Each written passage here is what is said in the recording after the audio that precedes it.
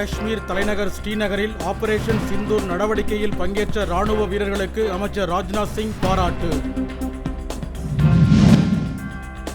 PSLV C-61A ஊர்தி வரும் 18ஆம் தேதி ஸ்ரீஹரிகோட்டாவில் இருந்து ஏவப்பட உள்ளதாக இஸ்ரோ தலைவர் நாராயணன் தகவல்.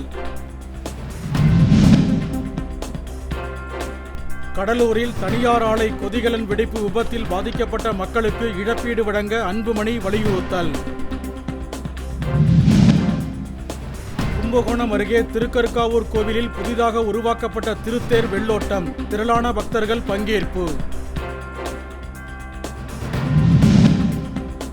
சென்னை குன்றத்தூரில் மாற்று இடம் வழங்காமல் ஆக்கிரமிப்பு வீடுகள் அகற்றப்பட்டதற்கு எதிர்ப்பு, பாதிக்கப்பட்டவர்கள் ஆர்ப்பாட்டம் நடத்த முயற்சி. திருப்பூரில் தனியார் பள்ளி பேருந்துகளில் மாணவர்களுக்கான பாதுகாப்பு ஏற்பாடுகள் குறித்து அரசு அதிகாரிகள் ஆய்வு.